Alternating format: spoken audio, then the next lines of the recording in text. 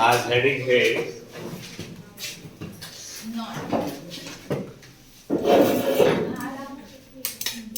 देखिए हेडिंग डालिएगा Coulomb's law in vector form.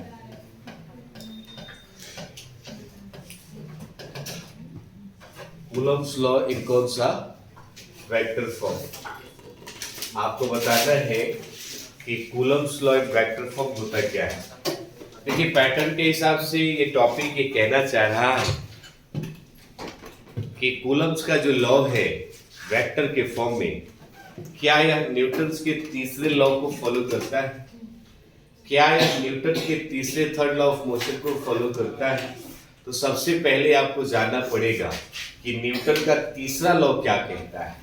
तो बाबू तीसरा लॉ यही ना कहता है कि F12 यदि कोई फोर्स है तो वह फोर्स बराबर हो F21 के, वह डायरेक्शन में कैसा अपोजिट हो। बिकॉज न्यूटन का तीसरा लॉ कहता है to every action there is an equal and opposite reaction.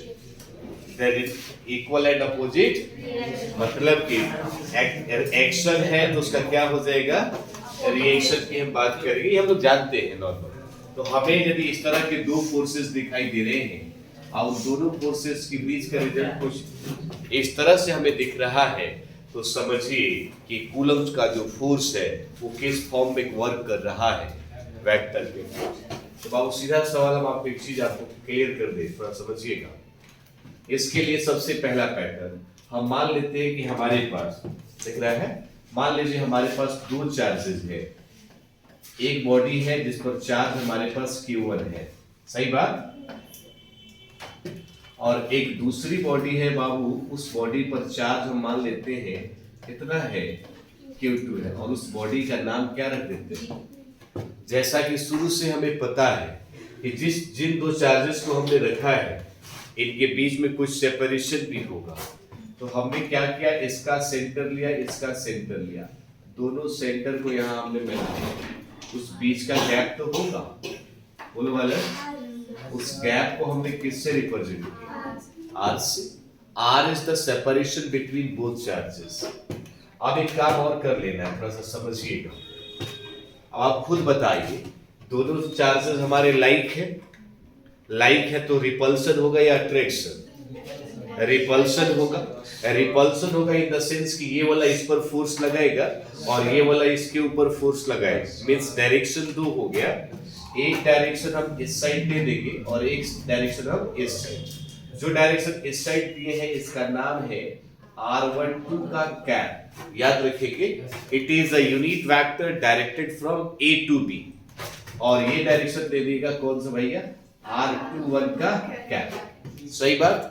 अब एक बात और समझा दीजिए, जब ये वाले इस वाले ने इसके ऊपर फोर्स लगाया तो उसका डायरेक्शन आप किधर दे दीजिएगा, इस डायरेक्शन, और उसका नाम रहेगा कि 1 पे फोर्स लग रहा है, किसकी वजह से। यहाँ पे बच्चे बड़ा कंफ्यूज जाते हैं कि सर 1 to 2 1 का मतलब। तो देखिए जो फर्स्ट लिखा है ना F के तुरंत बाद, उस पर फोर्स लग रहा होता है, और बाद में जो लिखा है ना इसका मतलब होता है कि सेकंड वाला उसके ऊपर लगा रहा है। काहे नहीं लिख सकते, कुछ भी लिख सकते हैं। तो हम कह सकते हैं कि फोर्स एक पर लग रहा है और लगा कौन रहा है, 2, means force acting on charge Q1 due to Q2। तो अब आप ये बता दीजिए, ये इसके ऊपर फोर्स किस डायरेक्शन में लगाएगा, इस डायरेक्शन में, और इसका नाम हम क्या लिख देंगे, F21। इसके ऊपर हमने क्या लगाया, आई होप कि समझ में ये वाला आ रहा हो। अब एक चीज थोड़ा सा कंसेप्ट क्लियर कर लीजिए बाबू। अब यदि हम आपसे ऐसा कहें कि हमारे पास, ऐसे डायरेक्टली लिख देते हैं फ्रॉम फिगर, कहां से बात कर रहे हैं, फिगर से। जो फोर्स लिखा है F21, इसका नाम हम लिखते हैं, समझिएगा, फोर्स एक्टिंग, दिख रहा है आप लोगों को, फोर्स एक्टिंग ऑन चार्ज। ये लिखने का तरीका याद रखिएगा, अगला एक दो टॉपिक सेम ऐसा ही है। Force acting on charge Q1 due to कौन सा बाबू, Q2। इसका मतलब आप समझ लीजिएगा थोड़ा सा कि किस पर फोर्स लग रहा है और लगा कौन रहा है, तो हम बात किसकी कर रहे हैं बाबू, F2।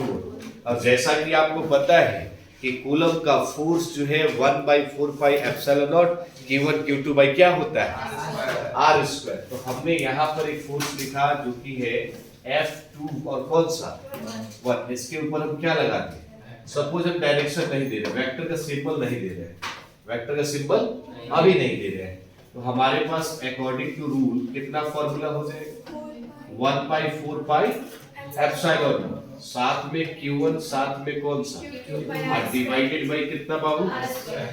अब देखिए ये तो मैग्नीट्यूड के टर्म में हो गया, लेकिन जैसे ही आप कहते हो कि नहीं सर हमको वेक्टर लगा देना है, तो वेक्टर लगाने के बाद आपका पहला कांसेप्ट ये है कि जहां वेक्टर होगा वहां मैग्नीट्यूड लिखा आपने, साथ में किसको लिखोगे, डायरेक्शन। तो देखिए F21 किधर लग रहा है, उस साइड बाबू, उस साइड में R12 इंडिकेट कर रहा है कि R21, उधर कौन लग रहा है, R12 की R21, R12, अरे F21 इधर लग रहा है ना। तो आप हमें ये बताएं कि 12 डायरेक्ट कर रहा है या 21, 12। तो यहाँ क्या लग सकता है, R12 लेके यहाँ क्या लगा सकते हैं, ये इक्वेशन नंबर कौन सा। तो आपको ही पता है कि इंग्लिश का वर्ड है जिसको आप और हम बड़े प्यार से सिमिलरली कहते हैं, याद रहेगा। और इसका नाम हम F12 रख देते हैं, क्या रख देते हैं। और इसको लिखने के लिए आप यही ना लिखोगे कि फोर्स एक्टिंग ऑन किस पर बाबू बताइए, फोर्स एंड चार्ज किस पर, Q1 पर, ड्यू टू किसकी वजह से, मतलब अब की बार Q1 पर निकालना है, वजह कौन बनेगा, क्लियर है।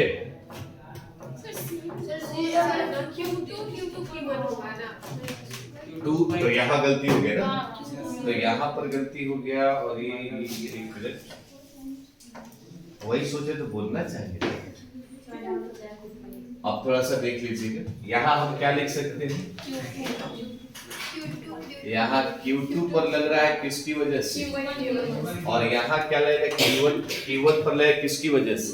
तो हमारे पास रिजल्ट कितना बन जाएगा, अब आप समझदार हैं बता सकते हैं, 1 बाई कितना 4 पाई एप्सिलॉन, साथ में Q1 साथ में बाई में, और वेक्टर लगा देंगे तो इसको इंडिकेट कौन कर रहा है, फिगर के अकॉर्डिंग, इधर को उधर, इस साइड टुवर्ड्स A। तो कितना लिख सकते हैं बता, R2। एकदम समझ में आ रहा है, इक्वेशन नंबर कौन सा। लेकिन एक बात पते की बताए, फिगर में जैसा कि हम देख रहे हैं कि 12 और 21 दोनों A से B तक ही जा आ रहे हैं, मींस दोनों का डिस्टेंस जो है R है, but the direction should be opposite. तो हम क्या लिख सकते हैं, थोड़ा सा देखिएगा, क्या हम आपसे कहें कि हम यहाँ लिख सकते हैं कि बट R12 का कैप जो है, R12 का कैप, अच्छा है आप ऐसा कर दीजिए, R21 का कैप जो है वो R12 कैप के बराबर तो है बट डायरेक्शन में अपोजिट। तो अब एक बात और पते की थोड़ा सा सुन लेंगे, अब आपने यही कहना है कि इसीलिए F12 vector is equal to 1/4 pi कितना एप्सिलॉन, और साथ में होगा Q1 Q2 बाई में क्या, और R21 की जगह पर क्या लिखते बाबू, माइनस में R12 का कैप लिख सकते हैं क्या। उस माइनस को पहले भी लिखा जा सकता है, तो माइनस लिख करके हमने लिखा अंदर 1/4 pi epsilon Q1 Q2 by में कितना, और यहाँ लिख सकते हैं R12 का क्या, माइनस में है ना। अब थोड़ा सा एक पते की बात और समझ लीजिए, जो ब्रैकेट के अंदर है उसको ध्यान से देखिए और इसको मैच कीजिए, क्या सब कुछ सेम सेम नजर आ रहा है। देखो तो ये वाला इससे मैच कर रहा है कि नहीं कर रहा है, तो उसकी जगह पर हम क्या लिख सकते हैं, क्या लिख सकते हैं बाबू। तो हमारे पास रिजल्ट आ जाएगा, बढ़िया से समझिएगा। इसीलिए F12 जो वेक्टर है ये वाला यहाँ इक्वल हो जाएगा माइनस में कौन सा, अर्थात एक को एक्शन माने तो दूसरा क्या हो जाएगा। ये चीज क्या आपको ऐसा नहीं लग रहा कि न्यूटन का तीसरा लॉ हो गया, क्या आपको नहीं लग रहा। और और लॉ कौन सा हम यूज कर रहे हैं? Coulomb's law. आप फोर्स किसकी बात कर रहे हैं? Coulomb force. तो क्या ऐसा नहीं कह सकते कि कूलम फोर्स या Coulomb's law in vector form obey Newton's third law of motion? तो हम इस वाले पॉइंट को क्या लिख सकते हैं कि which is न्यूटन्स, ध्यान दीजिएगा, Newton's third law of motion. Newton's third law of क्या बाबू? या न्यूटन के किस लॉ को फॉलो करता है? तो याद रखिएगा बाबू, आपके पेपर में ये क्वेश्चन एक बार रिपीट किया था। क्या रिपीट किया था? Coulomb force in vector form obey कौन सा लॉ? तो न्यूटन्स थर्ड लॉ ऑफ। एक बार आप समझ में आ गया? इसको थोड़ा सा एक बार आप उतार दीजिए। इसमें कुछ नहीं लिखना है बाबू, ठीक है? दिख रहा है ना? लिख लीजिए इसको।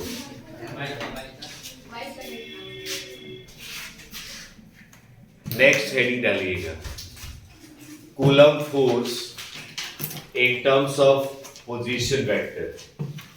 हेडिंग डालेंगे Coulomb force in terms of position vector. Coulomb force in terms of position vector. In terms of क्या? Position vector. In terms of क्या बाबू?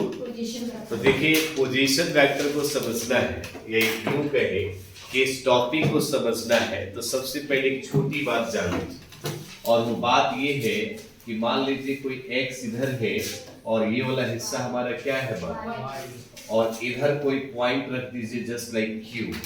तो ओरिजिन से यदि इस लाइन को मिलाते हैं ना, तो ये लाइन बताता है कि this is the position vector because it express the position of an object from the origin. मतलब कि a line which express the position of an object from the origin is called position vector। या कुछ लोग ऐसा भी कहता है a line drawn from the origin to that point which express the position of an object called क्या? position vector। it means जो O से P तक आप लाइन ड्रॉ किए हो उसमें आप आगे जी डेंजर है तुमने। अब मान लीजिए इसको हम रिप्रेजेंट किससे करते हैं बाबू? Are vector. तो कभी भी बात हम पोजीशन वेक्टर की करेंगे तो हम एक पॉइंट यहां लगाएंगे ना, तो मान लीजिए कूलम फोर्स को लिखना है तो कितने चार्जेस होंगे? कम से कम 2 तो रहेंगे। तो पोजीशन वेक्टर कितना रहेगा? 2 रहेगा। तो आइए उस पर थोड़ा सा लिखते हैं। हेडिंग क्या डाले हैं यार? Coulomb force in terms of position vector. थोड़ा सा समझिएगा, coulomb force in terms of क्या? पोजीशन। तो सबसे पहले इसके लिए एक पैटर्न हम आपको समझा रहे हैं, समझना है। मान लीजिए कि ये हमारे पास x हो गया और ये कौन सा हो गया, और जैसा कि आपको पता है ये हमारे लिए क्या हो जाएगा? ओरिजिन हो जाएगा। क्लियर है? यहां पर एक पॉइंट हमने रखा A और इस पॉइंट पर हमने चार्ज रखा कौन सा? और इधर एक पॉइंट रखा जिसका नाम, जिस पर चार्ज रखा कौन सा हमने? Q2। इसका नाम पोजीशन A रखा पॉइंट, और इस पॉइंट को अब हम क्या करते हैं, इसको ना मिला देते हैं ओरिजिन से। और ओरिजिन से मिलते ही आपको पता चल गया कि इसका पोजीशन वेक्टर किस नाम से जाना गया? R1 वेक्टर से। और इसको यहां से मिला दिया तो इसका पोजीशन वेक्टर किस नाम से जाना गया? यहां तक तो किसी को कोई दिक्कत नहीं। अब एक काम हमने करना है कि यदि हम इस लाइन को यहां से मिला दें, चलेगा? क्योंकि पोजीशन वेक्टर बनाना है, एक पोजीशन वेक्टर इधर, एक वेक्टर और एक इस डायरेक्शन। तो जब इसकी वजह से इस साइड आ गए तो इसका नाम रखा हम लोगों ने R12 कैप पहले की तरह, और ये वाला एक पॉइंट और इस साइड हम रख देते हैं इधर, तो इसका नाम रख देते हैं R21 का। लेकिन ये चूंकि दोनों फोर्स चार्जेस हमारे लाइन के हैं तो दोनों एक दूसरे को रिपेल करेंगे। एक वाला इधर रिपेल करेगा, दूसरा वाला इस डायरेक्शन में। तो भैया एक होगा इस डायरेक्शन में और दूसरा हो जाएगा इस डायरेक्शन में। तो इस पर हमको लग रहा है फोर्स कौन सा? 1 पर किसकी वजह से? 2 की वजह से। और इधर लग रहा है 2 पर किसकी वजह से? 1 की वजह से। आई थिंक कि आप समझ पा रहे हैं। पहले की तरह इस बात को हम लेकर के चलेंगे, समझिएगा। एक समझ में आ गया, दूसरा हम 100% समझ लेंगे। थोड़ा सा देखिएगा, डायरेक्ट हम बात कर रहे हैं बाबू फ्रॉम फिगर। कहां से बात कर रहे हैं बाबू? फिगर से बात करें हम तो हम यहाँ फिर पहले की तरह नाम देंगे। कौन सा फोर्स? पूरा नाम क्या बोलेंगे? फोर्स एक्टिंग ऑन डायरेक्ट बोलिए Q2, है ना। देखिए पिछला गलती फिर से रिपीट हो रहा है ना। क्या लिखते हैं बता दीजिए? Q2, है ना। किसकी वजह से? Q2 कौन सा बाबू? Q1। तो अब देखिए F21 हम लिखने वाले हैं, यहीं पर फोकस करना है। 11th क्लास का यूनिट वेक्टर भी इसी के अंदर इंक्लूड होगा। तो F21 का रिजल्ट हमारे पास आ जाएगा 1/4 पाई एप्सिलॉन नॉट। सही बात। और साथ में यहाँ क्या? Q1 Q2 बाई में R स्क्वायर। ये गलत जवाब। Q21 वाला Q1 से Q2 होगा। नहीं समझे क्या पूछना चाहते? सर पहले लिखा है F वेक्टर वाला जो है वो force acting on Q1 due to Q2। नहीं उसको चेंज करो। ये 2-1 है, ये वो 1-2 है। इस देखो इसे समझिए, जैसे F लिखा है ना बाबू और A लिखा है, B लिखा है। इसका मतलब इधर देखो, इसका मतलब है कि A पर फोर्स लग रहा है और लगा कौन रहा है? B। A पर फोर्स लग रहा है और लगा कौन रहा है? B लगा रहा है। इस बात का ध्यान रखें। A पर लग रहा है किसकी वजह से? B की वजह से। कहाँ मच्छर बैठा है जो बड़ा बहुत छोटा है साहब? बताइए। अब यहाँ से मिटा दीजिए। उस मच्छर को मत मारिएगा क्योंकि उसकी रगों में आपका खून दौड़ता है। आइए अब मान लीजिए बाबू चार्ज Q1 हो गया और कौन सा हो गया? डिवाइड बाई R स्क्वायर लिखते थे, लेकिन यहाँ तो हमारे पास डिस्टेंस है नहीं। जैसा कि आपको बता दें कि 11th स्टैंडर्ड में आपने पढ़ा है कि किसी स्ट्रेट लाइन पर दो पॉइंट के बीच का गैप जो है डिस्टेंस भी हो सकता है, डिस्प्लेसमेंट भी हो सकता है। लेकिन डिस्टेंस का कंडीशन है it will never be negative, लेकिन डिस्प्लेसमेंट में भी पॉजिटिव और नेगेटिव। तो इसके लिए डिस्प्लेसमेंट को यदि लिखना हो डिस्टेंस की जगह पे तो हम दोनों तरफ क्या लगा देंगे? मोड लगा देंगे। मोड लगाने से पता चल जाएगा कभी भी उसका रिजल्ट किस में होगा? पॉजिटिव में होगा ना जी। अब बताइए A से कहाँ जा रहे हैं हम? B। तो यहाँ हमने लिखा नहीं, AB लिख के और ऊपर लगा दिया क्या? यहाँ तेरे से मोड लगा के क्या लगा दिया? आई बात समझ में? लेकिन जैसे ही आप इसके ऊपर वेक्टर लगाते हो तो आपका पहला काम क्या है कि यहाँ पर उसका डायरेक्शन देना। तो F21 किधर लग रहा है? नीचे की तरफ। और नीचे की तरफ कौन बता रहा हो? R12 का कौन सा? बस इस बात को बरकरार रखिएगा। देखिएगा चीजें कैसे समझ में आएगी। यहाँ तक ठीक है। अब एक चीज देखिए, जैसे ही F21 इज इक्वल टू इतना हो गया तो अब हम बात करेंगे, क्योंकि आपको पता है 11th सेक्शन में आपने पढ़ा है कि मान लीजिए कि AB हमारे पास डिस्प्लेसमेंट है। क्या है बाबू? और डिस्प्लेसमेंट का रिजल्ट कहता है फाइनल पोजीशन माइनस में A से B जा रहे हैं तो B का फाइनल पोजीशन फिगर में कितना था और माइनस में कितना हो गया? यदि इधर मोड लगा देंगे तो इधर भी आपको क्या लगा? कंफर्म हो गया। लेकिन एक चीज और आपको बता दें कि आपने पढ़ा है कि n कैप को यूनिट वेक्टर है तो उसका रूल होता है वेक्टर बाई में क्या? मैग्नीट्यूड। और हमारे पास यूनिट वेक्टर कौन सा है? R12 है। बोलो। तो यहाँ हम लिख देंगे R12 का क्या? कैप। और तब रिजल्ट हमारे पास होगा कौन सा वेक्टर? AB vector. और बाई में इसी का क्या लिख देंगे? AB का मैग्नीट्यूड। तैयार है बालक? तो अब हमारे पास हो जाएगा result R12 cap is equal to R12 क्या? कैप। AB की बात करें तो हम कितना लिख सकते हैं? R2 माइनस में कौन सा? अब बाई में मोड में कितना हो जाएगा? R2 माइनस में। आई होप समझ में आ रहा है। क्या ये वाला वैल्यू हम यहाँ रखते हैं और AB का ये वाला वैल्यू यहाँ रख सकते हैं कि नहीं? बोलो भाई। जिसकी जो जगह है उसको दे दीजिए, आप अपना टेंशन मुक्त हो जाइए। तो यहाँ पर बड़े प्यार से हम लिखते हैं F21 vector is equal to, yes no, हमारे पास रिजल्ट कितना मिल जाएगा? 1/4 पाई एप्सिलॉन नॉट होगा। और यहाँ पर हो जाएगा Q1 साथ में Q2 डिवाइड बाय AB की जगह पर क्या लिख सकते हैं? R2 vector. आप माइनस में कौन सा का क्या कर देंगे? लेकिन R12 कैप का ये वाला वैल्यू भी तो लिखोगे। तो यहाँ पर रिजल्ट हो जाएगा R2 वेक्टर अब माइनस में कौन सा, और डिवाइड बाई कितना हो जाएगा, R2 वेक्टर माइनस में।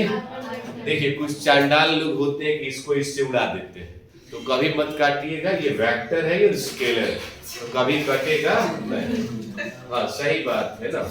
घर से फ्रस्ट्रेशन में आते हैं, का तो काटना है तो हाथ पर सही हाथ के काट देंगे, कुछ भी है कि नहीं, ये गलती नहीं करें। तो यहाँ से रिजल्ट कितना मिलेगा हमको, 1/4 बाई कितना एप्सिलॉन, और साथ में हो जाए Q1 Q2 divided by, base same हो तो पावर ऐड हो जाती है, तो हमारे पास रिजल्ट हो जाएगा R2 वेक्टर माइनस में R1 वेक्टर का पावर क्या 3, और ये हो जाएगा R2 वेक्टर माइनस में क्या।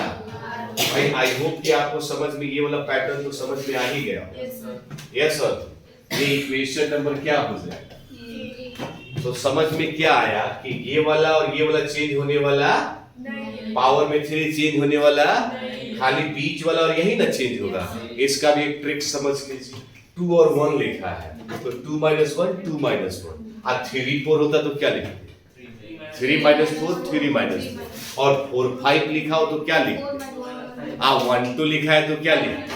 तो देखिए एक इंग्लिश का बहुत प्यारा सा वर्ड सिमिलर, आई बात समझ में।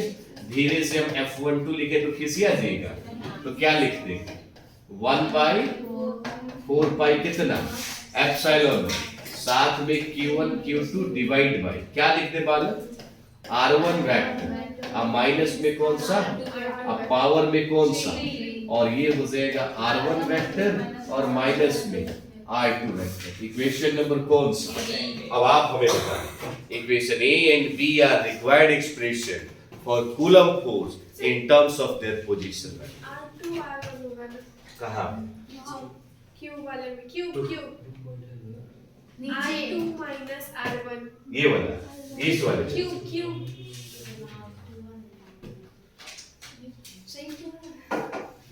यहाँ देखो 2 1 है तो 2 - 1 2 है,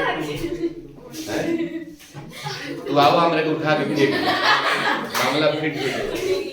तो इक्वेशन, तो हमने क्या करना है, equation A and B are required as it is, यहाँ से नोट कर लीजिए। बताइए कोई बात दिन दहाड़े हुआ,